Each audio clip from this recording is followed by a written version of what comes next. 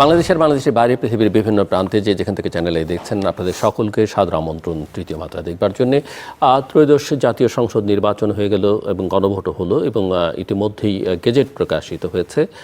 ধারণা করা হচ্ছে আগামী 2-1 দিনের মধ্যে সংসদ সদস্যরা শপথ নেবেন এবং নতুন মন্ত্রিসভা গঠিত হবে। ইতিমধ্যেই এক প্রেস ব্রিফিং করেছেন বিএনপি চেয়ারম্যান তারেক রহমান, আগামী সম্ভাব্য প্রধানমন্ত্রী গতকালকে, এবং সেই সঙ্গে জামায়াত ইসলামী একটা প্রেস কনফারেন্স করেছে এবং যত জানা গেছে মিস্টার তারেক রহমান আজকেই জামাত নেতা এবং এনসিপি নেতাদের সঙ্গেও শীর্ষ নেতাদের সঙ্গেও দেখা করবেন। সর্বশেষ পরিস্থিতি নিয়ে আলোচনার জন্য এবং বিশ্লেষণ করবার জন্য আজকে তৃতীয় মাত্রা স্টুডিওতে রয়েছেন ইংরেজি দৈনিক নিউজ সম্পাদক এবং এডিটর্স কাউন্সিলের প্রেসিডেন্ট ইতিহাসবিদ নুরুল কবির। স্বাগত আপনাকে। Thank you. তৃতীয় মাত্রায় প্রথমে একটু আপনার কাছ থেকে বুঝতে চাই যে অনেক বছর পরে বাংলাদেশে কার্যত একটা নির্বাচন হলো, যদিও সেই নির্বাচন নিয়ে হয়তো কেউ প্রশ্ন তুলতেই পারবেন এবং সেটা ডিপেন্ড করবে আসলে যে সরকারটি গঠিত হতে যাচ্ছে সেই সরকারের পারফরমেন্সের উপরে, যে এই নির্বাচনটি প্রশ্ন তুলবার সুযোগ আছে কিনা, প্রশ্নটা ওই অর্থে যে কতখানি ইনক্লুসিভ ইলেকশন হলো। বাট আগেকার যে কোনো নির্বাচনের চাইতে এটা অনেকেই মনে করেন অত্যন্ত শান্তিপূর্ণ একটা ভালো নির্বাচন হয়েছে। অনেকে 91 নির্বাচনকে একভাবে উদাহরণ হিসেবে টানেন, কেউ 2008-কে। কিন্তু সামগ্রিক বিচারে এই নির্বাচনটা অত্যন্ত ক্যাজুয়ালিটিস খুবই কম হয়েছে, বরং নির্বাচনের পরে যতখানি ক্যাজুয়ালিটিস দেখলাম আমরা নির্বাচনকালীন সময় ততটা দেখিনি। সো আপনার কাছ থেকে বুঝতে চাই যে আপনার দৃষ্টিতে ত্রয়োদশ জাতীয় সংসদ নির্বাচন এবং গণভোট কেমন হলো? দেখুন, ধন্যবাদ আপনাকে। এই সর্বশেষ নির্বাচন যেটা হলো, এই হওয়ার যে পশ্চাৎপট, এই পশ্চাৎপটে এমনকি নির্বাচন অনুষ্ঠানের 2 দিন আগ পর্যন্ত আমাকে ডজন মানুষ অন্তত জিজ্ঞাসা করেছে যে নির্বাচনটা হবে কিনা। অর্থাৎ এরকম একটা পরিস্থিতি বিদ্যমান ছিল, যেই পরিস্থিতির মধ্যে শেষ মুহূর্ত পর্যন্ত নির্বাচনটা হবে কিনা সেটা নিয়ে একটা আশঙ্কা ছিল। সেই আশঙ্কার অনেক কিছু কারণও ছিল, সবগুলো ন্যায্য কারণ সেটা হয়তো আমি বলবো না, কিন্তু অনেক কারণ ছিল। কারণ এর মধ্যে একটা তো খুবই ভয়ঙ্কর, সেটা হচ্ছে আমি এখনও বলবো যে অধ্যাপক ইউনূসের অন্তর্বর্তীকালীন সরকারের ভেতরের যারা মন্ত্রী ছিলেন তাদের একটা অংশ, বিশেষত যারা রাজনৈতিক দিক থেকে কনজারভেটিভ ডানপন্থী, জামাত ইসলামী সহ কতগুলি সংগঠনের সঙ্গে যারা জড়িত ছিলেন, যাদের প্রতি তারা বায়াস ছিলেন, তাদের স্বার্থকে সামনে রেখে এবং নিজেদের স্বার্থকে সামনে রেখে তারা একদিকে নির্বাচনটাকে ইতিমধ্যেই প্রলম্বিত করতে পেরেছিলেন, দ্বিতীয়ত তারা নির্বাচনকে ঘিরে একটা অনিশ্চয়তার আবহ তৈরি করতে পেরেছিলেন। সেরকম একটা সময়ের মধ্যে, প্রেক্ষাপটের মধ্যে নির্বাচনটা সঠিক সময়ে অত্যন্ত সুন্দরভাবে হয়েছে। ইনক্লুশন কিংবা এক্সক্লুশনের কথা যদি বলুন, এটা 2 দিক থেকে। বাংলাদেশের আওয়ামী লীগ এই দেশে একটা অত্যন্ত বড় রাজনৈতিক দল ছিল, কখনো কখনো দ্বিতীয় অবস্থানে ছিল। সেই রাজনৈতিক দলই এখানে অংশগ্রহণ করবার সুযোগ পায়নি। কারণ হচ্ছে তার নেতৃত্ব গণ অভ্যুত্থান চলাকালীন সময়ে 3 সপ্তাহের মধ্যে কয়েক শত হাজারের কাছাকাছি মানুষকে হত্যা করেছে, কিন্তু ক্ষমতাকে আঁকড়ে রাখবার জন্য। তার জন্যে এটা যে কোনো বিবেচনা একটা প্রায় গণহত্যার মতন মানবতা বিরোধী অপরাধের মধ্যে তারা যুক্ত। তখন ইউনূসের সরকার সকল পলিটিক্যাল পার্টিগুলির সঙ্গে আলোচনার পরিপ্রেক্ষিতে তাদের কার্যক্রম, তাদের এই অপরাধের বিচার না হওয়া পর্যন্ত স্থগিত করেছে। সেই রকম পর্যায়ে আপনি লক্ষ্য করুন, কোনো রাজনৈতিক দল থেকে আপনার আওয়ামী লীগকে নির্বাচন করতে দেয়া হোক, এরকম একটি রাজনৈতিক দল থেকেও এরকম কোনো দাবি ওঠে না। এবং লক্ষ্য করবার মতন জিনিস, যেটা আওয়ামী লীগের খুব উপলব্ধি করা প্রয়োজন, যে এই যে তাদের অ্যাবসেন্সটা, তাদের অনুপস্থিতিটা মানুষ ফিল করলো না, অনুভব করলো না, আক্ষেপ দেখা গেল না সামাজিকভাবে বৃহত্তর কোনো পরিসরে, সেটা থেকে তার একটা উপলব্ধি করা প্রয়োজন যে তারা সত্যই কতগুলি বড় ধরনের অপরাধ করেছিলেন। সেই অপরাধগুলির জন্য কখনো না কোনো 2টো প্রক্রিয়া, একটা হচ্ছে বিচারিক প্রক্রিয়া, সেইটাতে যা রায় হবার হবে এবং সেগুলোতে একটা পর্যায়ে তারা ইচ্ছে করলে সেগুলোকে তার বিরুদ্ধে আপিল করবারও সুযোগ থাকবে, এবং যাতে থাকে সেগুলো সমাজকে দেখতে হবে আপনার সেই ব্যবস্থা যেমন থাকবে। অন্যদিকে তাদের উপলব্ধি করবার ব্যাপার আছে, এই অপরাধ তারা করেছিল, তার জন্য জনগণের কাছে আপনার দুঃখ প্রকাশ হওয়ার, ক্ষমা চাওয়ার একটা প্রয়োজনীয়তা অনিবার্য হয়ে উঠেছে। সঙ্গে সঙ্গে আজকে যারা অনেক বড় ম্যান্ডেট নিয়ে ক্ষমতায় গিয়েছেন, জাতীয়তাবাদী দল, মানুষ তাদের উপর যে আস্থা রেখেছে, সেখানে তাদেরকে মনে রাখতে হবে তাদের আচার আচরণের মধ্যে যে এই দেশে আওয়ামী লীগের মতো একটা রাজনৈতিক দল, যে বাংলাদেশের স্বাধীনতার যুদ্ধে রাজনৈতিকভাবে নেতৃত্ব দিয়েছে, এই দেশের উপর রাজনৈতিকভাবে তার দাবি অনেক, বাংলাদেশের মানুষের সঙ্গে দীর্ঘকাল জুড়ে অপরাধ করলে তাদের এমন অবস্থা হয় যে নেতৃত্বকে পালিয়ে যেতে হয়, এবং তারা রাজনৈতিকভাবে উত্থানের সম্ভাবনাগুলো বা ফিরে আসবার সম্ভাবনাগুলো অনির্দিষ্টকালের জন্যে আপনার অনিশ্চিত হয়ে পড়ে, এবং একটা উচ্ছ্বাসপূর্ণ নির্বাচনের মধ্যেও তাদের অনুপস্থিতিকেও অনুভব করে না। এইটা আওয়ামী লীগের গায়ের শরীরের উপর দিয়ে যেমন গেল, তেমনি এই কথাগুলো বিএনপিকে মনে রাখতে হবে, বা যারা বিরোধী দল হতে আছে জামাত ইসলামী, তাদেরও এটা মনে রাখতে হবে যে মানুষের সঙ্গে বেশি দিন আপনার এই দুঃশাসন মানুষ সহ্য করে। আপনি যেটা বলছিলেন যে দুদিন আগেও পর্যন্ত কারো কারো মধ্যে অনিশ্চয়তা ছিল, যেমন আমি অনেক মানে ক্রমাগতভাবে বলে গেছে যে আমি নির্বাচনটা দেখিনি, যদিও তার সঙ্গে আমি অনেকগুলো কথাও বলেছি এবং আমার দিক থেকে আমি সেটার ব্যাখ্যাও আছে। বাট আপনার কাছে কি মনে হয় শেষ পর্যন্ত ইলেকশনটা যে হলো এবং একটা ভালো ইলেকশন হলো, পিসফুল ইলেকশন হলো, এটা এর কৃতিত্ব কার এবং কিভাবে হলো বলে মনে করেন? একটা হচ্ছে যে অন্তর্বর্তী সরকারের প্রধান এই নির্বাচনটা যথাসময়ে চেয়েছেন বলে আমার কাছে বরাবর মনে হয়েছে। আপনি বলেছেন এর আগেও বলে।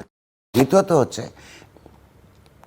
রাষ্ট্র বা সরকার প্রধান শুধু চাইলেই এত বড় আয়োজন একা নিষ্পন্ন করা যায় না। সেখানে নির্বাচন কমিশনের যেমন কতগুলো দেখবার দায়িত্ব থাকে, তার হাতেও সেই অর্থে খাতায় কলমে পুরো আইন শৃঙ্খলা পরিস্থিতি, আইন শৃঙ্খলা বাহিনী, সশস্ত্র বাহিনী এবং সিভিল প্রশাসন তার অধীনে সাংবিধানিকভাবে থাকবার কথা থাকলেও অতীতে যেটা হয়েছে সবসময় বা তার যে নেতৃত্ব প্রতিষ্ঠিত থাকতে পেরেছে এটা সত্য নয়। ফলে এইবারও সেই আশঙ্কা ছিল, কারণ নানান ধরনের আলাপ আলোচনা আমরা দেখেছি।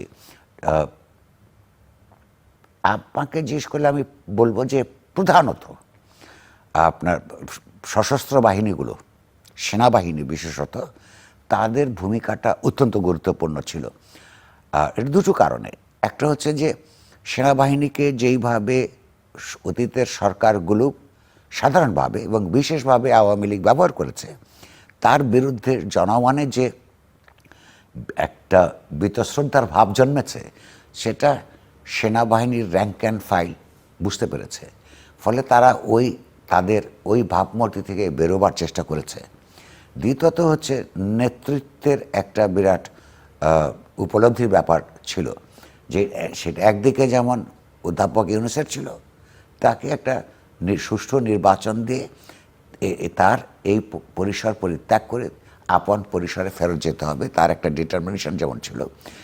বিশেষত সেনাবাহিনী প্রধান, সশস্ত্র বাহিনীর তার অপরাপর কলিগদের হয়তো তাদের সম্পর্কে আমার খুব ধারণা পরিষ্কার নেই। ওয়াকার সাহেব, তার এইটা ছাড়ার কোনো পথ ছিল না, কারণ তাকে সমস্ত পক্ষ বিতর্কিত করে তুলবার চেষ্টা করছিল। আওয়ামী লীগ বিতর্কিত করেছে, তাকে বিশ্বাসঘাতক বলেছে। বিএনপি এবং অপরাপররা তাদের অনেকেই, সবাই না হলেও, তাকে আওয়ামী লীগের লোক হিসেবে চিহ্নিত করে রেখেছে, যেহেতু আওয়ামী লীগের আমলে তিনি প্রধান হয়েছিলেন। ফলে তার ব্যক্তিগত তাকে সরিয়ে দেবার একটা দাবি একদম প্রথম দিন থেকে ছিল, বিভিন্ন মহল থেকে, ভেতর থেকে একটা উদ্যোগ পরিষ্কারভাবে ছিল। ফলে তার দিক থেকেও তার দেশের প্রতি, গণতান্ত্রিক ব্যবস্থার প্রতি কমিটমেন্ট প্রমাণ করা ছাড়া নিজের ইন্টিগ্রিটি রক্ষা করবার কোনো পথ ছিল না। এই দুইজনের জন্য এই দুটো ব্যক্তিগত কম্পালশন ছিল। আর আমি তো বরাবরই মনে করি কোনো ব্যক্তির কিংবা প্রতিষ্ঠানের সাধারণভাবে তাদের দেশপ্রেম প্রশ্ন করার কোনো সুযোগ থাকে না যতক্ষণ পর্যন্ত তারা ভিজিবলি কোনো প্রমাণ সমাজের কাছে উপস্থিত থাকে, তো তারা তো এর আগে কখনো একজন রাষ্ট্র পরিচালনা করেন নাই, আর একজন সেনাবাহিনীর নেতৃত্ব দেন নাই। তো এরকম পরিস্থিতিতে তাদের দুইজনকার ব্যক্তিগত নেতৃত্ব এবং সেনাবাহিনী সহ এমনকি যেই পুলিশ এবং অপরাপর আইন প্রয়োগকারী সংস্থাগুলো গত মাসগুলিতে পরিষ্কারভাবে তারা দোদুল্যমানতার মধ্যে ছিল, নানা ধরনের আপনার অস্থিরতার মধ্যে ছিল, তারাও অর্থাৎ আইন প্রয়োগকারী সংস্থাগুলো ইলেকশন উপলক্ষে, ইলেকশন ডিউটিজের দিন, তার আগের দিনগুলোতে একটা গুরুত্বপূর্ণ ভূমিকা পালন করেছে, যেটা আমরা আসলে গত 16-17 মাসে দেখিনি।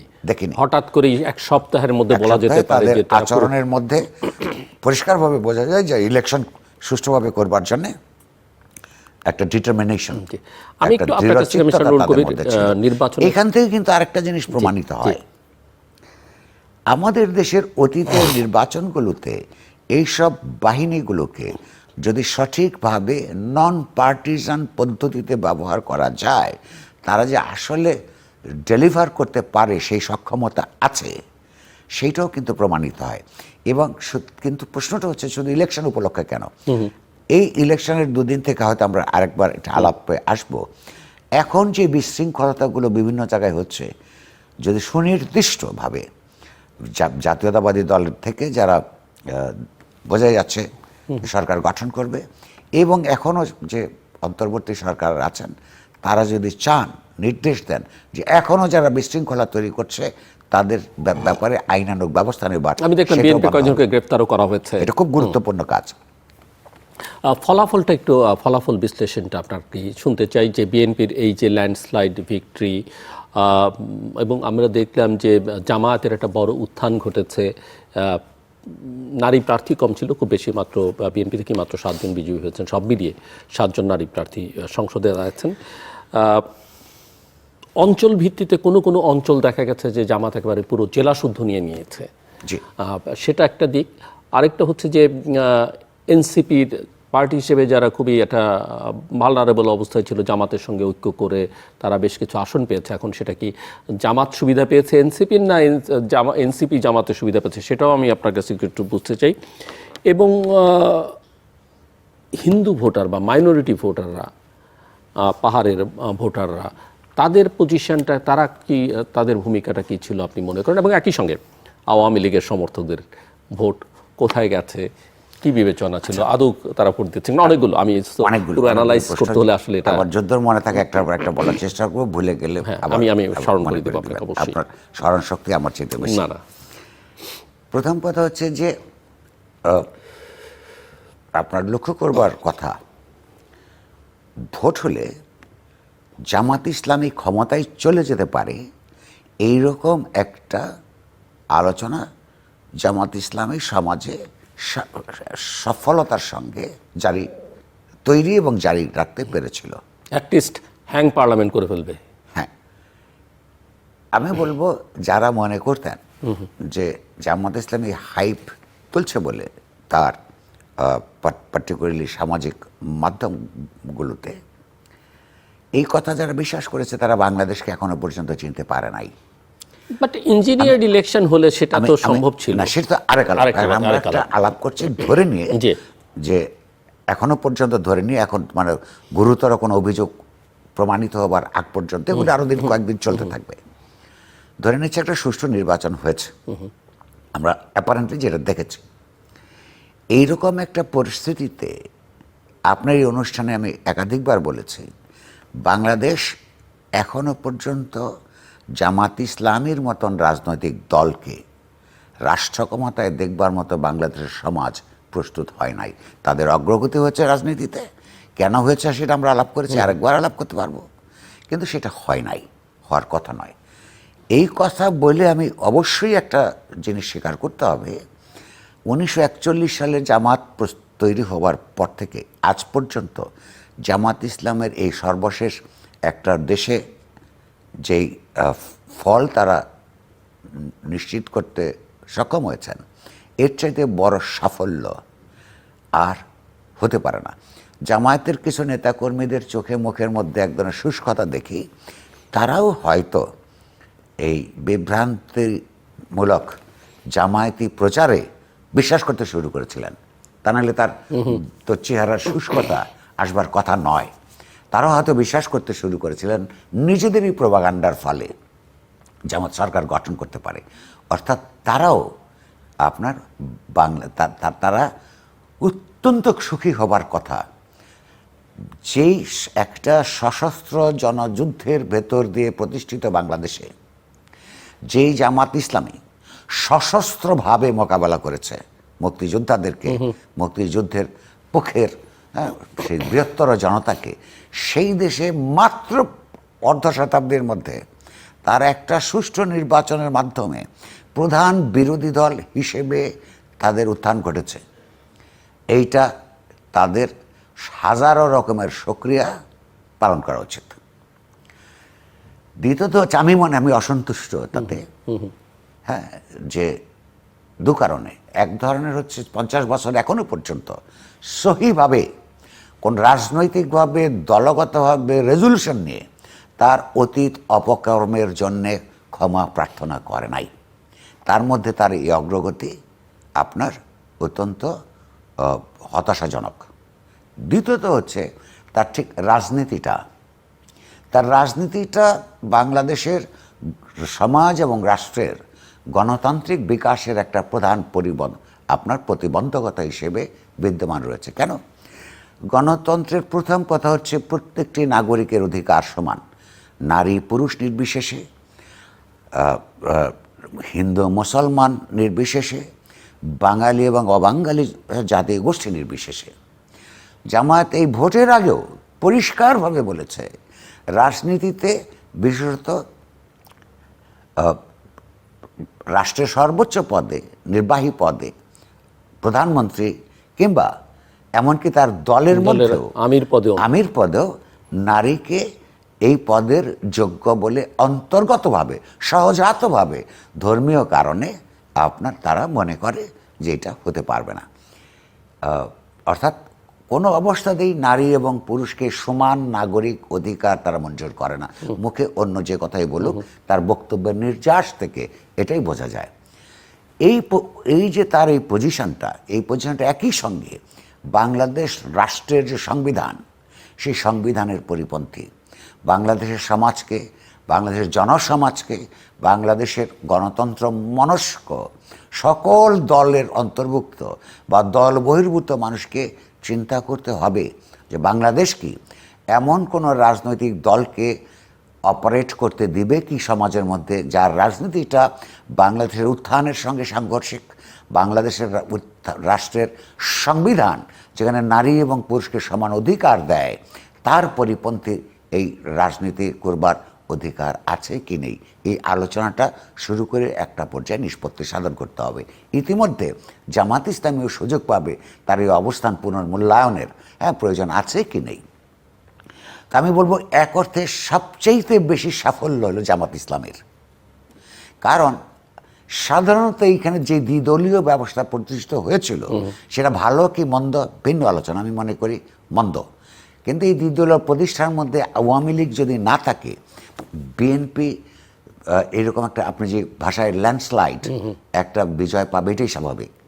বিএনপি না থাকলে যেমন আওয়ামী লীগ পেত, বিএনপি যখন নির্বাচনের বাইরে ছিল তখন এই 2/3 মতোই মেজরিটি আওয়ামী লীগ অর্জন করেছে, এটা স্বাভাবিক। কিন্তু একটা কথা, আপনি অন্যান্য প্রশ্নগুলো যদি একসাথে জড়িয়ে দেই, বিএনপিকে খুব পরিষ্কারভাবে বুঝতে হবে যে জামায়াতের ভোট অনেক বেড়েছে, অনেক জায়গায় বিএনপি প্রার্থীকে অনেক বড় ধরনের কন্টেস্ট করার মধ্য দিয়ে জিততে হয়েছে। সেই ভোটগুলি তার কোত্থেকে এলো?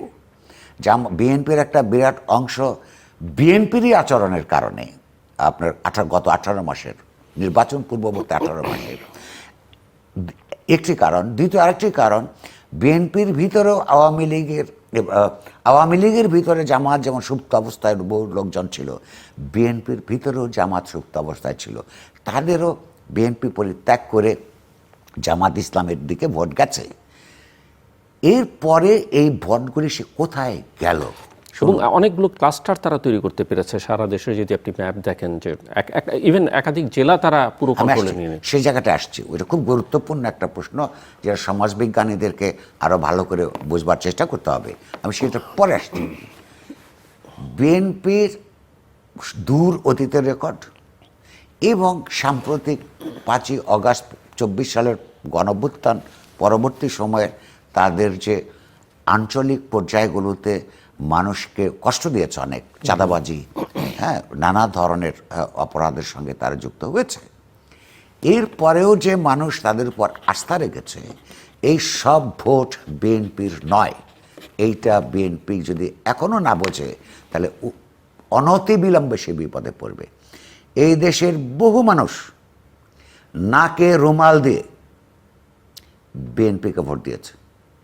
নাকে রুমাল দিয়ে কেন? ওই ধানের শীষ দেখলে তার চাঁদাবাজির দুর্গন্ধ তার নাকে আসে। এই নাকে রুমাল দিয়ে দিয়েছে জামাত ইসলামের হাত থেকে বাঁচবার জন্য। আপনি বলেছিলেন মাইনরিটি কমিউনিটি, বিশেষত আপনার ধর্মীয় সংখ্যালঘু জনগোষ্ঠী। আমি যেটুকু বুঝতে চেষ্টা করেছি, লক্ষ্য করেছি, রিপোর্ট পেয়েছি, তার ভিত্তিতে আমার মনে হয়েছে যে মাইনরিটি, বিশেষত হিন্দু মাইনরিটি কমিউনিটি, জামাত যেখানে তার বেশি বিপদ ছিল না, সে সমস্ত জায়গাগুলোতে বিএনপিকে ভোট দিয়েছে। এটা দুইভাবে হয়েছে। এই দেশের মাইনরিটি কমিউনিটি নানান কারণে, ঐতিহাসিক কারণ, আওয়ামী লীগের সঙ্গে থেকেছে।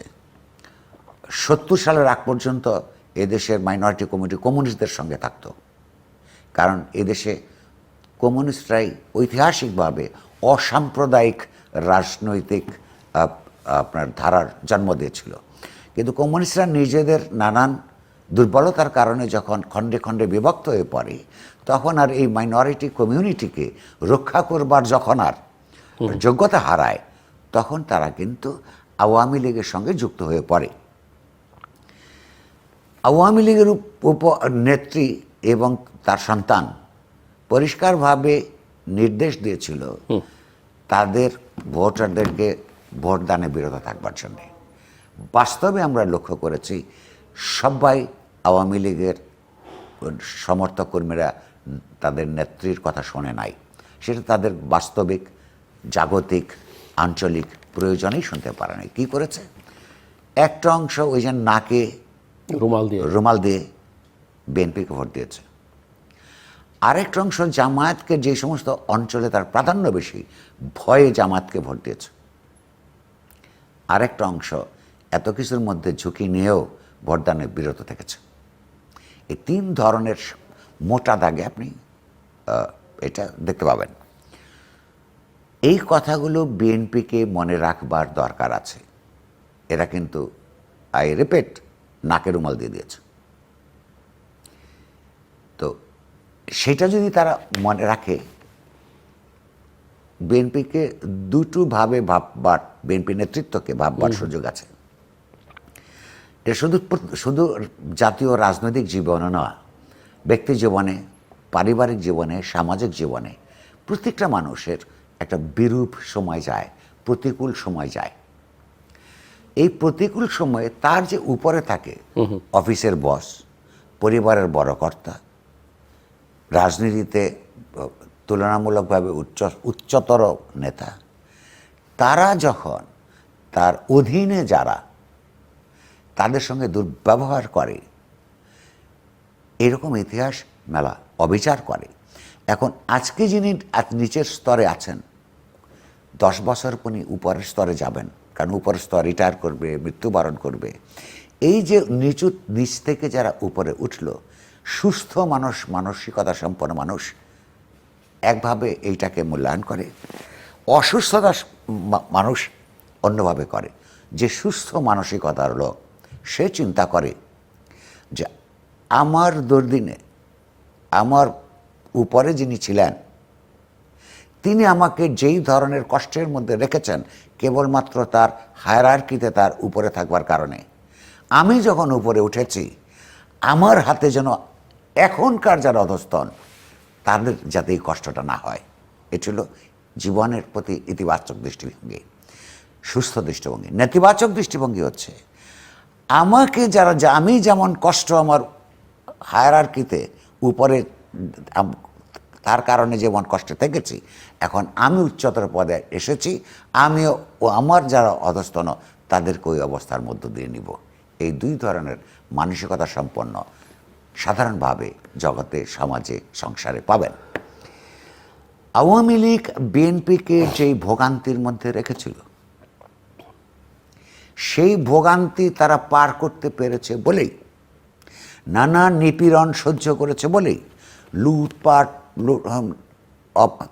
তাদের উপরে চলেছে বলেই এত বছর পর দেশের মানুষ তাদের প্রতি সহানুভূতিশীল হয়ে তাদের উপর আস্থা রেখেছে।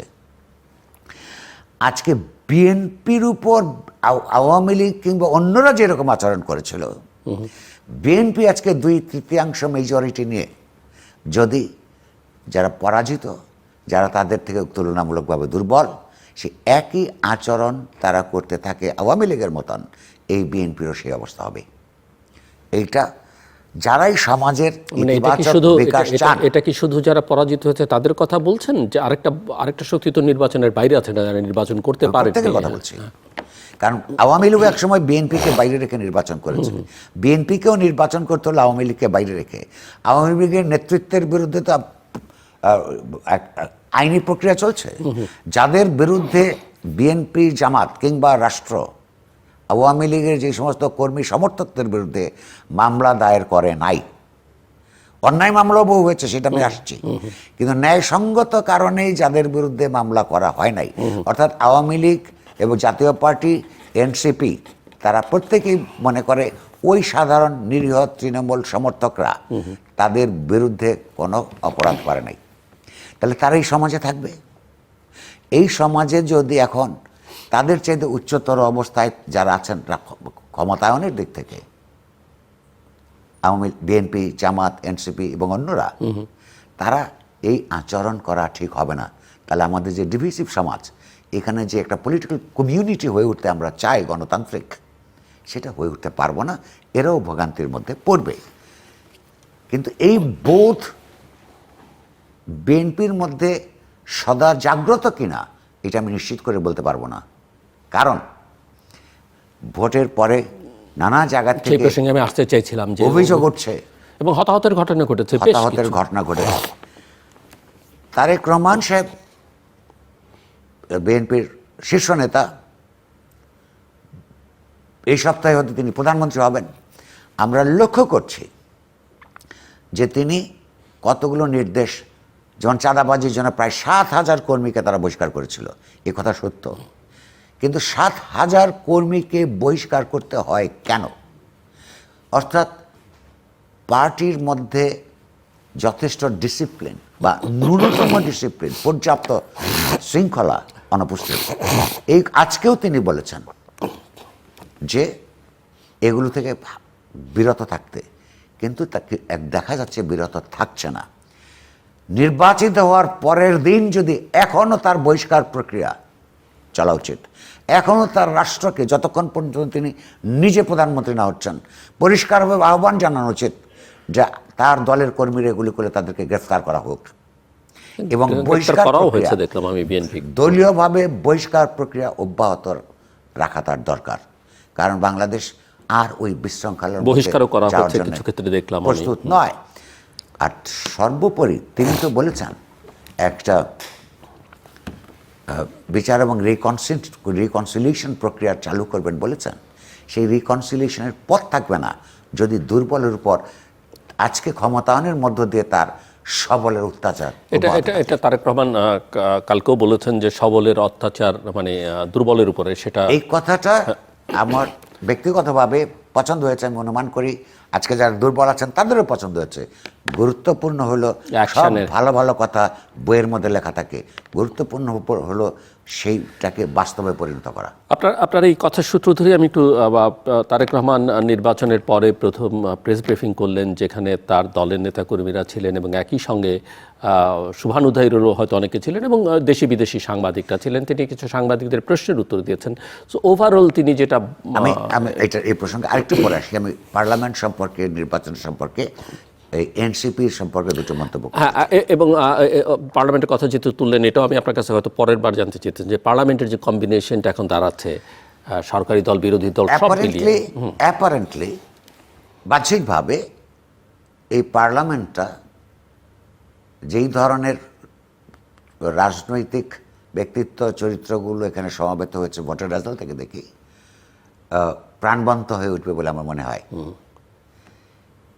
এবং বিরোধী দল হিসেবে জামায়াত ইসলাম অত্যন্ত শক্ত একটা ভূমিকা পালন করবে এবং সেই সুযোগ তাদের থাকা উচিত।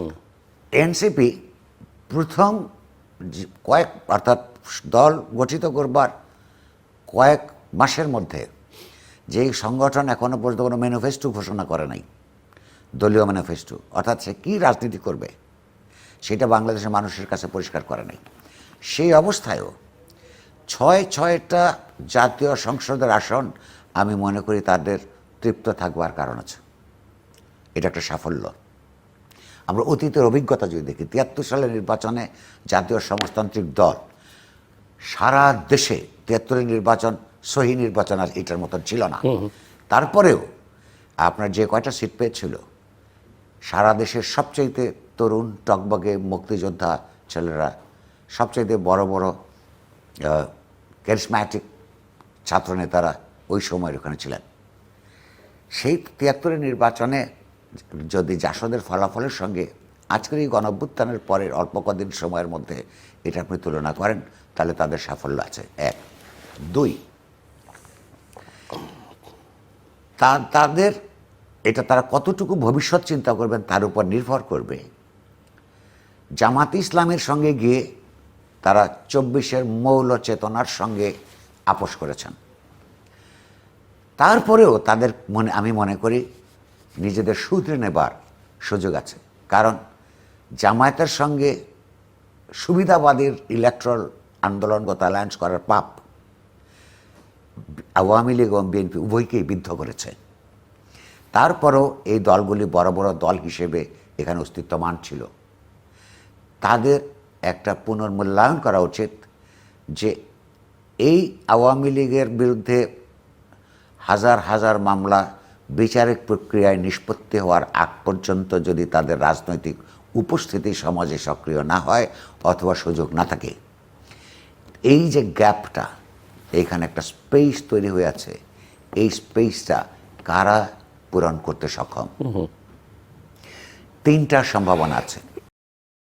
বামপন্থীরা যদি সবাই মিলে তাদের পুরনো ভুল ভ্রান্তি ভুলে একত্রিত হবার সাহস এবং সততা এবং বুদ্ধিবৃত্তিক যোগ্যতা দেখাতে পারে, এখনো পর্যন্ত তাদের জন্য সুযোগ ফুরিয়ে গেছে আমি মনে করি না। তার চাইতেও বেশি আছে এই তরুণদের।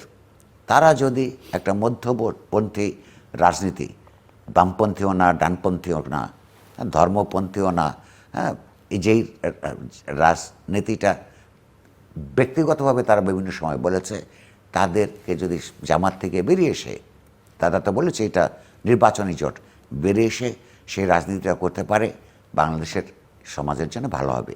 না হলে আমি আজকে বলে রাখলাম, কোনো না কোনো দিন এই পার্টি জামায়াতের ভিতরে হজম হয়ে যাবে। তৃতীয় প্রশ্ন হচ্ছে, এবার এটা প্রাণবন্ত একটা পার্লামেন্টের মতন দেখা গেলেও আপনি যদি আরেকটু গভীরে যান, সেখানে একটা বেদনাদায়ক বাস্তবতা আছে। সেটা হলো বাংলাদেশের মোট জনসংখ্যার 50% বেশি নারী। সেই নারীদের বিভিন্ন রাজনৈতিক দলের যারা নির্বাচন অংশগ্রহণ করেছেন, কারো কম কারো বেশি নারী বিদ্বেষী পুরুষতান্ত্রিক চৈতন্যের কারণে তারা বিএনপি এবং অপরাপর রাজনৈতিক দলগুলির যথেষ্ট সংখ্যক নারী তারা নির্বাচনে প্রতিদ্বন্দ্বিতা করার সুযোগ করে দেননি, মনোনয়ন দেননি। জামায়াত ইসলামী তো নারীকে দিবেই না। তারা জুলাই সনদ যেখানে স্বাক্ষর করেছিল, সেই স্বাক্ষর করার জুলাই সনদে পরিষ্কার আছে যে স্বাক্ষর করার পর থেকে যে নির্বাচন হবে, সেই নির্বাচনের ন্যূনতম 5% নারীকে মনোনয়ন দিতে হবে।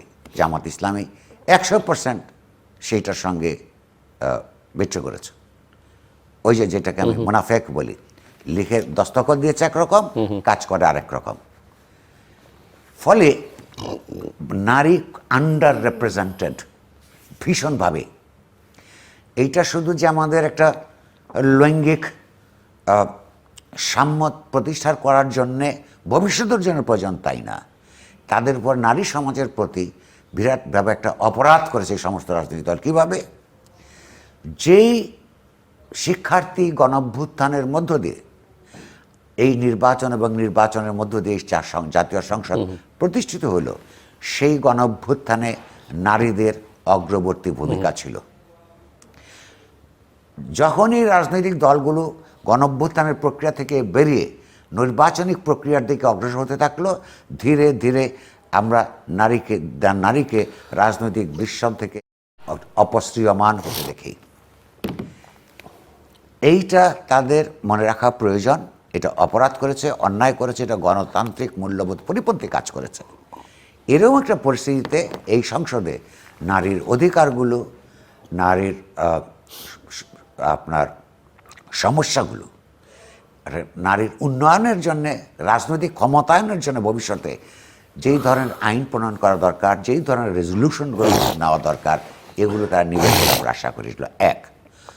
দ্বিতীয়ত, আরেকটা দৈন্য হলো এই পার্লামেন্টের আবারও আপনার বিশেষত ধর্মীয় সংখ্যালঘু সম্প্রদায়ের প্রতিনিধিত্ব নাই বললেই চলে।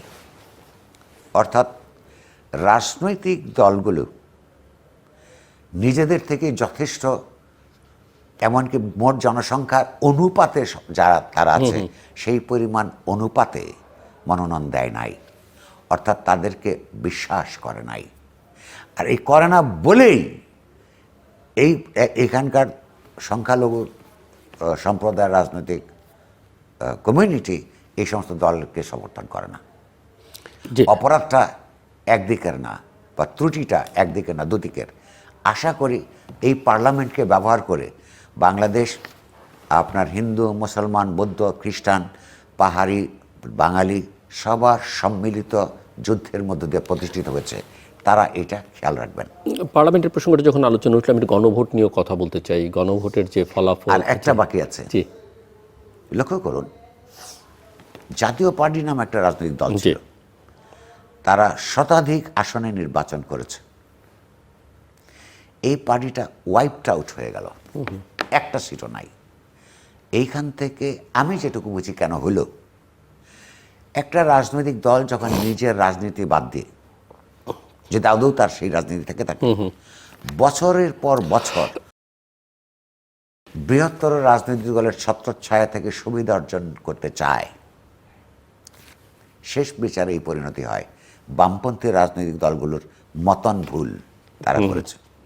এই বামপন্থী রাজনৈতিক কমিউনিটি কখনো আওয়ামী লীগপন্থী বামপন্থী, কখনো বিএনপি পন্থী বামপন্থী যেমন ছিল, জাতীয় পার্টিও যখন যেটা সুবিধা হচ্ছে এটা করেছে। আর শেষ কথা এই ব্যাপার, আপনারই শেষ প্রশ্ন ছিল এটা। জামাত ইসলামের যে বিজয়, আপনি বলছেন গুচ্ছ দেখা যাচ্ছে কতগুলো প্যাটার্ন, এটা তো আপনার পর্যবেক্ষণ সত্য।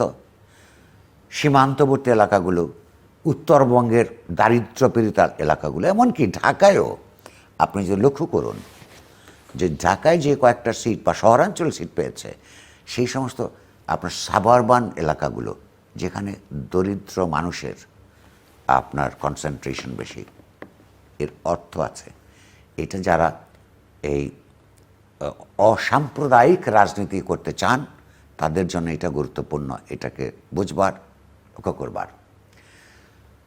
জামাত ইসলামী এই নির্বাচনকে কেন্দ্র করে তো এহেন সম্ভাব্য অপরাধ নাই নির্বাচনে জিতবার জন্য করে নাই। তার মধ্যে সবচেয়ে বড় অপরাধ হচ্ছে তারা ধর্মের বিকৃত ব্যাখ্যা দিয়ে, আপনার শিরকি গুনার ঝুঁকি নিয়ে তারা ধর্ম বিক্রি করেছে। ধর্মপ্রাণ মানুষ আর ধর্মভীরু মানুষ দুই রকমের। মানুষ যখন দরিদ্র থাকে, তার সারা দিনের পরিশ্রমের মধ্য দিয়েও যখন তার স্বাবলম্বী হয়ে উঠতে পারে না, তার শিক্ষা, স্বাস্থ্য, তার কাজ, তার বাসস্থান, এগুলো যখন নিশ্চয়তা হয় না, সেটা হয় না আসলে অর্থনৈতিক পদ্ধতির কারণে, বৈষম্যবাদী অর্থনৈতিক ব্যবস্থার কারণে। আর যেহেতু তার শিক্ষার সুযোগ কম, সে এই অর্থনীতিকে ব্যাখ্যা করে সেই রাজনৈতিক অর্থনীতিকে বিরুদ্ধে অবস্থান গ্রহণ করার সচেতন মতামত নেওয়ার অবস্থাও তার থাকে না। তখন সে ধর্মপরায়ণ মানুষটাকে যখন এই ধর্ম ব্যবসায়ীরা ধর্মের ভয় দেখায়, এই ধর্মপরায়ণ মানুষটা ধর্মভীতু হয়ে ওঠে। এই ভয়টা তারা দেখিয়েছে। জামাত ইসলামীকে ভোট না দিলে তারা দোজখে যাবে, দিলে তারা ভেস্তে যাবে। তো যেই মানুষগুলো তাদের চোখের সামনে একদল লোক ভেস্তি সুবিধা নিতেছে, বিত্তবানরা, সে যখন এই জগতে আপনার কোনো সুখ স্বাচ্ছন্দ্যের দেখা পায় না, সে তো ওই আশ্বাসে আপনার মুগ্ধ হয়ে অথবা ভরসা করে এই ধর্মাশ্রয়ী রাজনৈতিক দলকে ভোট দিয়েছে। ফলে একটা এইরকম অর্থনৈতিক ব্যবস্থা আমাদের প্রবর্তন করবার জন্য কাজ করতে হবে যেখানে বৈষম্য কমে আসে। সাম্য প্রতিষ্ঠিত না হলেও অন্তত তাদের আমরা আশা করি না বিএনপির মতো রাজনৈতিক দল একটা সাম্য প্রতিষ্ঠার রাজনীতি করবে, কিন্তু বৈষম্য বিরোধী একটা গণঅভ্যুত্থানের মধ্য দিয়ে এই দল ক্ষমতায় গেছে, তাকে এই অর্থনীতির চরিত্রটা, এই অর্থনীতির রাজনৈতিক নেতিবাচক প্রভাবগুলো লক্ষ্য করে তার অর্থনৈতিক আমি প্রশ্ন করছিলাম যে গণভোট একই সঙ্গে হয়েছে এবং এটাও কম গুরুত্বপূর্ণ ছিল না, কিন্তু ভোট তো হলো, হ্যাঁ পক্ষে ভোট পড়লো, যদিও না ভোট এবং ভোট না দেওয়া মানুষের সংখ্যায় 60%, মোর দেন 60%। তো আপনি কি মনে করেন যে প্রক্রিয়ায় গণভোটটা হয়েছে এবং গণভোট সম্পর্কে যে ধারণাটা দেওয়া হয়েছে যে এগুলো এবং আদেশ যেটা জারি করা হয়েছে, নতুন পার্লামেন্ট সেই জায়গায় কি ভূমিকা রাখবে, কতখানি তারা গ্রহণ করবে? যদিও তারেক রহমান বলেছেন যে তাদের অঙ্গীকার কিছু আছে, নোট অফ ডিসেন্টও ছিল জুলাই চার্টারে, তারা সেটাও স্বাক্ষর করেছে, সেগুলো মেনশন করেছে। বাট আপনি কি মনে করেন? দুইভাবে আলাপ করা যায়, সাধারণভাবে, একটা বিশেষভাবে।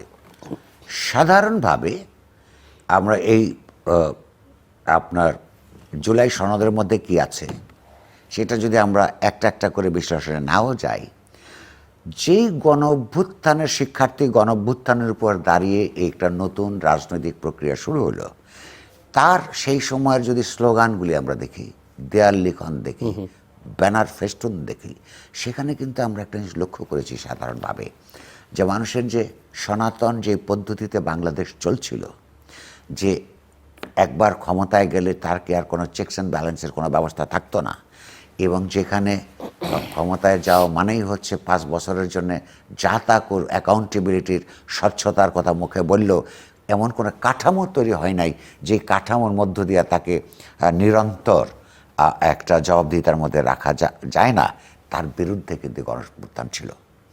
ফলে এখানে কিছু রাজনৈতিকভাবে, আইনগতভাবে, সাংস্কৃতিকভাবে কিছু গণতান্ত্রিক সংস্কার, এইটা সাধারণভাবে এটা মানুষের আকাঙ্ক্ষা। পুরোটা পরে মানুষ কি এইটাকে হ্যাঁ ভোট দিয়েছে কিনা, হ্যাঁ ভোটের সংখ্যা বেশি দিয়েছে কিনা এটা বলা যাবে না, কারণ হচ্ছে এটার মধ্যে নানা ত্রুটিপূর্ণ ব্যাপার ছিল। যেই পদ্ধতিতে রাষ্ট্রের প্রচার করার কথা ছিল, কোনটার মধ্যে কি আছে, হলে কি না হলে কি, এগুলি করা হয় নাই। নোট অফ ডিসেন্ট সংক্রান্ত ব্যাপারগুলিতে রাজনৈতিক দলগুলো পরস্পরের বিরুদ্ধে কোনটা দিয়েছে কোনটা দেয় নাই, এই বিষয়ে যথেষ্ট আলাপ আলোচনা করা নাই। ফলে এটা ত্রুটিপূর্ণ আছে নিঃসন্দেহে, এবং ভাষার দিক থেকেও, প্রচারের দিক থেকেও অপ্রতুল। ফলে এই যে সংস্কারের পক্ষে বিশেষভাবে যেভাবে বলা হয়েছে, সেগুলির ব্যাপারে সমাজে ভোটারদের ব্যাপারে অস্বচ্ছতা, রাজনৈতিক দলগুলোর কোনো জায়গায় আপনার পূর্বাপত্তি, এগুলোর যদি আপনি সাধারণভাবে চিন্তা করেন, এগুলির জটিল অবস্থা তৈরি করবার সুযোগ থাকবে। অনেকগুলো এড়িয়ে যেতেও সক্ষম হবে আইন কানুনের ফাঁক দিয়েই, এমনকি জুলাই সনদের ভিতর ফাঁক দিয়েই। কারণ আপনার ওখানে লেখা আছে যে এই প্রস্তাবগুলির মধ্যে যাই থাকুক না কেন, কোনো রাজনৈতিক দল যদি এইটার পরিপন্থী কোনো ম্যানিফেস্টো দিয়ে পাশ করে আসতে পারে, সেইখানে এই জুলাই সনদ তার জন্য বাধ্যবাধকতা নয়। ফলে ফাঁক ফোকরের কোনো অভাব অনেক নেই। জায়গা আছে। সবচেয়ে বড় কথা, এনসিপি যারা এই জুলাই সনদের Initiator. প্রবর্তা, তারা তো স্বাক্ষরই করেন। ফলে ফাঁক ফোকর আছে। কিন্তু আমি মনে করি সমাজের ইতিহাসের এই সময়কার যে গণতান্ত্রিক সংস্কার যে স্পিরিট, এইটার প্রতি বিএনপি সাধারণভাবে শ্রদ্ধা। যে আমার হাতে খুব বেশি সময় নেই, দুটো প্রসঙ্গ আপনার সঙ্গে একটু আলোচনা করতে চাই। আর একটা হচ্ছে যে গতকালকে প্রথম প্রেস ব্রিফিং করলেন আফটার ইলেকশন বিএনপি চেয়ারম্যান এবং প্রাইম মিনিস্টার ইলেক্ট। সো আপনি কেমন দেখলেন প্রেস কনফারেন্স? তিনি একটা দেশবাসীর উদ্দেশ্যে বক্তব্য রেখেছেন, বিদেশি সাংবাদিকদের উদ্দেশ্যে দুটো প্রতিক্রিয়া। জি, এক নম্বর হচ্ছে যে প্রথমেই শুরু হবার আগেই আমি যে টেলিভিশন দেখেছি লাইভ, দেখে আমি আটকে উঠেছি। কারণ হচ্ছে যে পুরনো ভূত এখনো পর্যন্ত সম্ভাব্য প্রধানমন্ত্রীর প্রেস কনফারেন্সের মধ্যে প্রেতাত্মা ঘোরাঘুরি করছে। কিভাবে? পৃথিবীর কোথাও কোনো সভ্য দেশে প্রধানমন্ত্রীর কিংবা বড় কোনো রাজনৈতিক দলের, এমনকি যে কোনো ব্যক্তির যার জাতীয় গুরুত্ব আছে, গুরুত্বপূর্ণ মানুষের প্রেস ব্রিফিংয়ে বা প্রেস কনফারেন্সে কখনোই সাংবাদিকরা ছাড়া, সাংবাদিকদের মধ্যে সম্পাদক নন, শুধু রিপোর্টাররা ছাড়া কেউ থাকে না।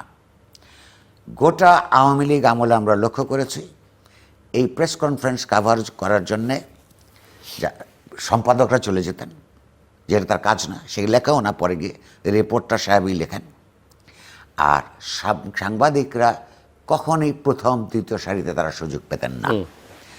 দলের আপনার প্রভাবশালী নেতারা অথবা প্রধানমন্ত্রীর দৃষ্টি আকর্ষণ করতে চান, তারা ম্যানেজ করে সামনের দিকে বসে থাকত।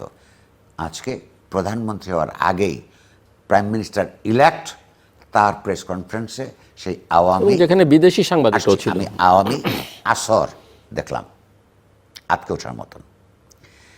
দ্বিতীয়ত হচ্ছে এটা যদি প্রেস ব্রিফিং হয়, আর একজন বিএনপির দিক থেকে চিন্তা করা উচিত ছিল, যারা ড্রাফট করেছেন বা যিনি পড়েছেন, তারেক রহমান, তিনি জনগণের উদ্দেশ্যে ভাষণ দিচ্ছেন না, তিনি প্রিয় দেশবাসী বাংলাদেশি ভাই বোনেরা বলে সম্বোধন শুরু করছেন পরিষ্কারভাবে। এগুলোকে প্রিসাইজ, ছোট ছোট ছোট কিন্তু গুরুত্বপূর্ণ।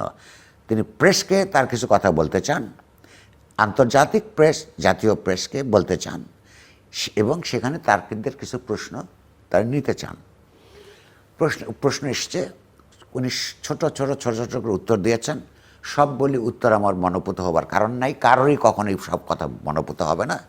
কিন্তু ওনার তো একটা সুবিধা আছে, আপনার জেনেটিক সুবিধা। তার পিতা কম কথা বলতেন, তার মা কম কথা বলতেন, লক্ষ্য করি তিনিও কম কথা বলেন। ফলে যে ছোট রাজনীতিকরা যে যত বেশি কথা বলবে তত বেশি ঝামেলায় পড়বে। শেখ হাসিনা পড়েছেন, তো তিনি ছোট করে উত্তর দিয়েছেন, এইটা ভালো। কিন্তু আপনার প্রেস ব্রিফিং আর জনসভা করার মধ্যেকার পার্থক্যটা এর পরের বার থেকে তিনি খেয়াল করবেন বলে আমরা আশা করব। আপনাদের আমাদের এই কথা হয়তো তার কান পর্যন্ত পৌঁছবে কিনা জানি না। বিএনপির যদি কোনো শুভাকাঙ্ক্ষী তাকে পৌঁছাতে পারে, তার পর্যন্ত তাকে গিয়ে খবরটা দিবেন বলে আশা করি। বিদেশি সাংবাদিকরা থাকবার কারণে তার ভাবমূর্তি আরও নষ্ট হবে তার দলের। যে একটা প্রেস ব্রিফিংয়ের মধ্যে বা প্রেস কনফারেন্সের মধ্যে আপনার সামনের সারিতে প্রেসের লোক নাই, আছে তার দলের নেতারা। আর প্রেস ব্রিফিংয়ের মধ্যে, প্রেস কনফারেন্সের মধ্যে কান্নাকাটি কিংবা আনন্দ উল্লাসের ব্যাপার থাকে না। একজন গুরুত্বপূর্ণ, জনগুরুত্বপূর্ণ ব্যক্তি দেশকে প্রেসের মাধ্যমে কথা বলছেন, তার কথা মানুষ মনোযোগ দিয়ে শুনবে, ক্রিটিক্যালি কান খাড়া করে শুনবে, সেখানে হাততালি দেওয়ার কিংবা অশ্রুপাত করবার জায়গা না। তিনি কথা বলছেন প্রেসকে, দুই পাশের থেকে দাঁড়িয়ে তার দলের লোকজনদেরকে কতক্ষণ পরপরই আমরা হাততালি দিয়ে দেখছি। হাততালি দেওয়ার জন্য তারা জনসভা করতে পারেন, তারা নিজেদের মধ্যে সেমিনার সিম্পোজিয়াম করতে পারেন, তারা চাইলে নিজেরা এইগুলো পৃথিবীতে কতগুলি আন্তর্জাতিক নিয়ম দাঁড়িয়েছে, সেগুলো থেকে শেখা এবং সেগুলো যেগুলো ভালো আছে সেগুলোকে সম্মান করা। একটা বিষয় যে ছোট্ট করে হাতে সময় নেই না হলে, প্রেস ব্রিফিংয়ে খুব স্বাভাবিক যে উনি ওনার স্থায়ী কমিটির সদস্যদের নিয়ে বসছেন, কিন্তু সবাই ছিলেন না, কেউ কেউ সামনেও ছিলেন, অনেকে স্টেজে ওনার পাশে ছিলেন। উত্তরটা উনিই দিয়েছেন, ওনার প্রেস ব্রিফিং যেহেতু উনিই দেবেন স্বাভাবিক, উনি অন্যদের সহযোগিতা নিতেও পারেন, কিন্তু প্রায় সকল ক্ষেত্রেই তিনি একজন স্ট্যান্ডিং কমিটি মেম্বারের কে দিয়েছেন উত্তর দেবার জন্যে। সেটা দুটো অর্থ আছে আমার কাছে। আমার কাছে যে অর্থটা দাঁড়িয়েছে, কথাটা আমি তখনই আমির খসরু মাহমুদ চৌধুরীকে দেখছিলাম। একটা হচ্ছে, ধর যদি তিনি এটা করতেন যে যেই ধরনের প্রশ্ন আসে তার মাথার মধ্যে ভবিষ্যতে কারা সেগুলো নিয়ে ডিল করবে বা তারা এক্সপার্ট, মঞ্চে থাকা, তাহলে সেই সব তিনি আগেই বলতে পারতেন। কিছু প্রশ্নের উত্তর প্রশ্নের প্রকৃতি অনুযায়ী আমার কলিগরা দিবেন। তো প্রশ্ন মূলত দুই তিন ধরনেরই ছিল। প্রধানত ছিল বিদেশি যারা এসছেন তারা আন্তর্জাতিক সম্পর্ক, তারা আপন আপন দেশের সঙ্গে বাংলাদেশের নতুন নেতৃত্ব কীভাবে ব্যবহার করবেন সেটা এসেছে। তো সেইটার মধ্য দিয়ে দুটো ইঙ্গিত পাওয়া যায়। এক, ওইখানে উপবিষ্ট সভাপতি মণ্ডলী তাদের স্ট্যান্ডিং কমিটি, স্থায়ী কমিটির মধ্যে সবচেয়ে আস্থা কি তাহলে আমির খসরুর উপরেই তার, এটা একটা ইঙ্গিত, এটা মেসেজটা তাই যাবে। আমির খসরু সাহেবের তাদের খুশি হবার কারণ থাকবে। অথবা তিনি ফরেন রিলেশন সংক্রান্ত প্রশ্নটা তার দিকে দিয়েছেন, তাহলে তিনি কি পররাষ্ট্রমন্ত্রী হতে যাচ্ছেন? আইসিটি বিচার সংক্রান্ত প্রশ্নের উত্তর ওনার কাছে গেছে, আমির খসরু মাহমুদ চৌধুরীর কাছে। ওনারা ধরে নিয়েছিলেন আইসিটিটা আসলে প্রথমে, কারণ এটা একটু ওই আপনার এখানে একটা হচ্ছে আইসিটি মন্ত্রণালয় বলে একটা জিনিস আছে। এখন আমার হাতে আসলে 3 মিনিট সময়, কিন্তু এই প্রশ্নটা খুবই গুরুত্বপূর্ণ মানুষের কৌতূহল যেখানে, এবং যেটা দিয়েই আসলে বোঝা যাবে, অনেকখানি বোঝা যাবে, হয়তো পুরোটা না হলেও, যে সরকারটা আসলে কেমন হচ্ছে, কেমন পারফর্ম করবে। অর্থাৎ ক্যাবিনেটে কারা থাকছেন, স্পিকার কে হচ্ছেন, রাষ্ট্রপতি কে হচ্ছেন, ডেপুটি লিডার কে হচ্ছেন, ডেপুটি স্পিকার কে হচ্ছেন, এরকম অনেকগুলো, এবং কোন মন্ত্রণালয়ে কে পাচ্ছেন। So any guess and any suggestions? না, প্রথম কথা হচ্ছে গেস করব না আমি। ওকে, হ্যাঁ, সাধারণভাবে কথা বলবো, সাজেশন আপনাকে দিয়ে তো আমার কোনো লাভ নাই। কারণ আপনাকে কিংবা আমাকে জিজ্ঞেস করে কোনো রাজনৈতিক দল ক্যাবিনেট বানাবো না, বানানো উচিত। আমরা বাতাসে ছেড়ে দিচ্ছি, যদি পৌঁছায় এবং গ্রহণ করতেও পারেন, নাও করতে পারেন। যে নির্বাচিত হয়েছেন, হননি বা নির্বাচন করেননি, 3 ধরনের লোক তার সামনে আছে ক্যাবিনেট করার। রাষ্ট্র এবং রাজনীতি, রাষ্ট্র, ক্যাবিনেট, গভর্নেন্স প্রধানত রাজনৈতিক ব্যাপার, ফলে প্রধানত রাজনীতিকদের নিয়ে তার ক্যাবিনেট করা উচিত।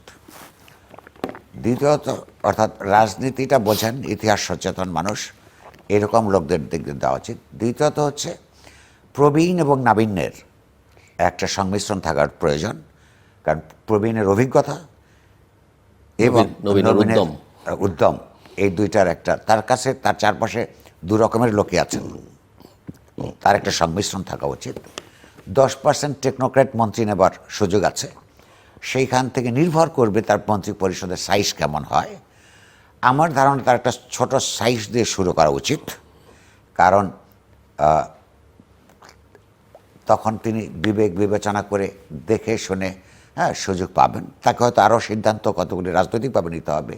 তারা আন্দোলন এবং সংগ্রামের জন্যে একসাথে করবেন, গভর্নমেন্ট ফর্ম করবেন, এরকম কথা তারা দিয়েছিলেন। ফলে তাদের যারা এই সঙ্গে নির্বাচিত হয়ে এসছেন তাদেরকে তার ক্যাবিনেটে নেবেন কিনা, কিংবা তারা ক্যাবিনেটে থাকবেন কিনা। আর যারা তার কথায় নির্বাচন করেন নাই তাদেরকে তার কম্পেনসেট করবার ব্যাপার আছে। বিএনপি অবিচার করেছে এমন ঘটনা আছে। মাহমুদুর রহমান মান্না আপনাকে যদি জিজ্ঞেস করেন, হ্যাঁ, তার উপর অবিচার করা হয়েছে বলে আমি মনে করি।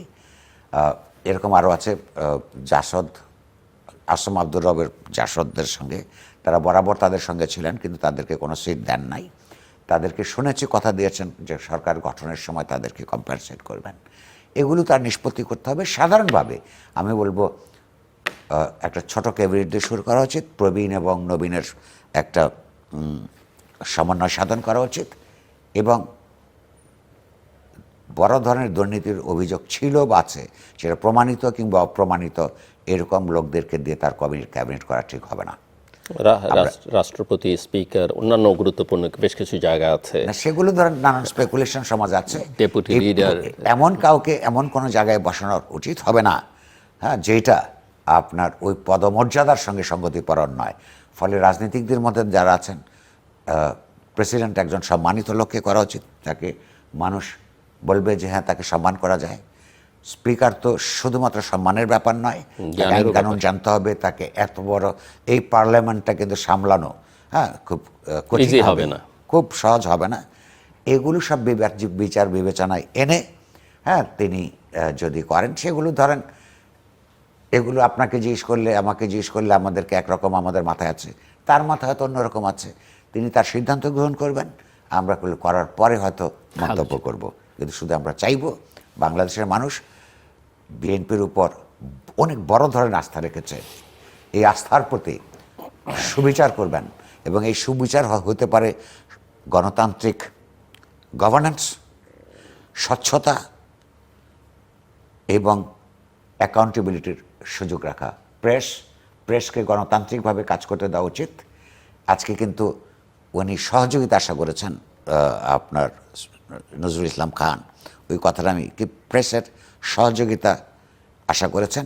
আমি প্রেসকে কিন্তু এই সহযোগিতাটা ব্যাখ্যা করবার দুরকম পথ আছে। সাধারণত ক্ষমতাসীনরা, হ্যাঁ, দালালি করাকে সহযোগিতা মনে করে, কিন্তু প্রেস তাকে সহযোগিতা করতে পারে শুধু ক্রিটিক্যাল থাকার মধ্য দিয়ে, ভুল ত্রুটি অসঙ্গতি ধরিয়ে দেবার স্বাধীনতা থাকলে, চ্যালেঞ্জ করবার মধ্য দিয়ে, এই চ্যালেঞ্জটা মোকাবেলা করবার সাহস সেই সরকারের থাকে, যার স্বচ্ছতা থাকে, যার গণতান্ত্রিক আচরণ থাকে। আমরা আশা করি যে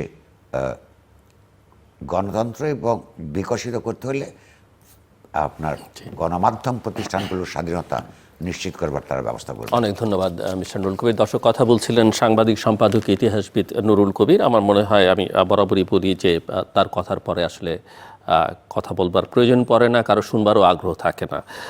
যে কথা না বললেই নয় যে আমরা গণতান্ত্রিক উত্তরণের প্রক্রিয়া একটা নতুন ধাপে প্রবেশ করলাম। বিগত পেছনটা নিয়ে আমরা অনেক আলোচনা করেছি। এখন নতুন ধাপে আমরা আসলে কতটা টিকে থাকবো, এটা অব্যাহত থাকবে বা কী ধরনের হবে, সেটা দেখবার জন্যে আমাদের বেশ খানিকটা সময় অপেক্ষা করতে হবে। তবে একথা ঠিক, মিস্টার নুরুল কবির যেটা বলেছেন যে এর প্রায় পুরোটাই এখন নির্ভর করবে বিএনপি এবং তার প্রধান, সম্ভাব্য প্রধানমন্ত্রী তারেক রহমানের উপরে। তিনি কি করবেন কি করবেন না তার উপরে। তবে মানুষ তার উপরে আস্থা রেখেছে, তার দলের উপরে আস্থা রেখেছে। মিস্টার নুরুল কবির বলেছেন আস্থার বাইরেও নাকে রুমাল দিয়েও অনেকে তাকে সমর্থন দিয়েছেন। মিস্টার নুরুল কবিরের কথা ধার করেই বললাম,